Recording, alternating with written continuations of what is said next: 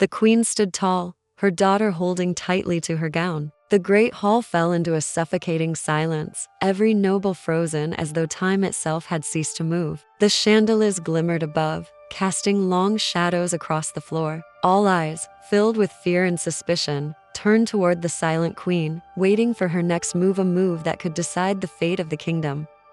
Her eyes, calm yet unshakable, glistened with a fire few dared to challenge. No words were spoken, yet in that silence, her gaze alone carried centuries of untold stories of battles endured, of sacrifices made, of dignity unbroken. Those who met her eyes felt a shiver deep in their souls, as if confronted with the weight of history itself.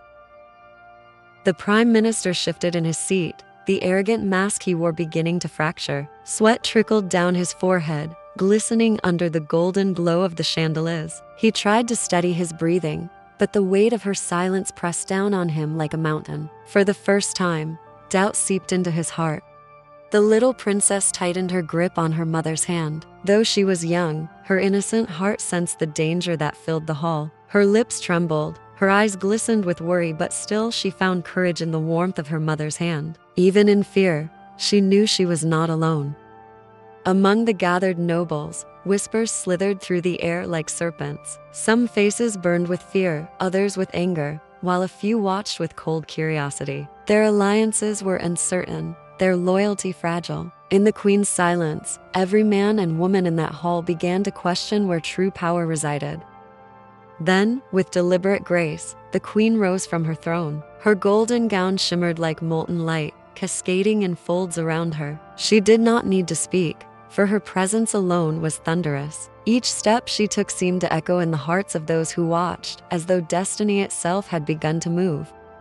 The young princess tilted her head upward, gazing at her mother in quiet awe. Though a single tear slipped down her cheek, it was not of fear, but of admiration. Her mother was her shield, her light in the darkness. In that moment, she believed nothing could break the queen's resolve. Unable to endure the silence, the prime minister slammed his hand upon the table, his face flushed with rage. His voice rang through the chamber, loud but desperate. Yet behind the bluster, his trembling hand betrayed him. He shouted to mask his fear, but the room already knew his power was slipping. The queen did not flinch. Her silence was sharper than any blade, cutting through his fury with quiet authority. Around them, nobles shifted uneasily, some bowing their heads in respect, others wide-eyed with awe. Her presence commanded more than his words ever could. The hall itself seemed to tremble under the weight of their confrontation. Golden chandeliers glimmered above, while shadows stretched across the marbled floor like creeping claws. The kingdom's fate hung in that silence, balanced on the edge of a single unspoken word. Breaking the stillness, an old general stepped forward. His weathered face spoke of battles past, and with a heavy sigh, he dropped to one knee before the queen. His voice carried conviction as he declared his loyalty, sparking murmurs among the nobles who watched. The prime minister's eyes flared with fury. His power, once absolute, was crumbling. He clenched his fists, his jaw tight, as shadows stretched like claws across his face. Fear mingled with rage, for he knew the queen's silence had already won hearts he could no longer control.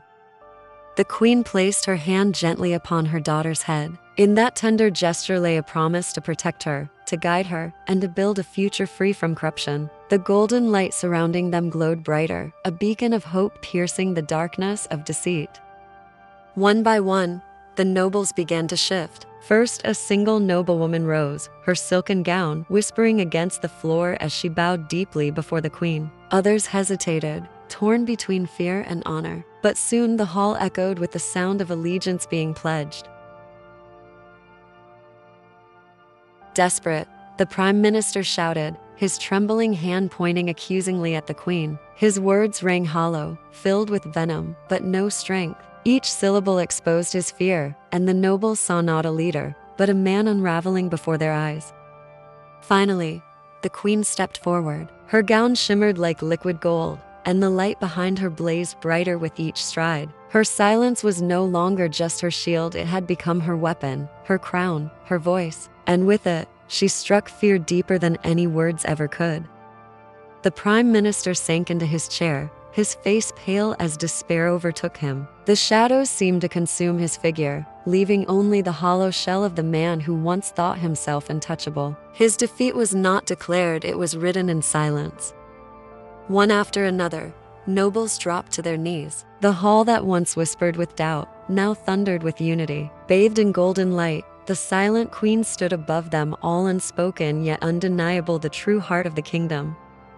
The queen bent down and embraced her daughter. The little princess wept softly, tears of relief shining in her eyes. Around them, the hall bowed as one. For the first time, the child saw her mother not only as a parent, but as the unshakable pillar of their world.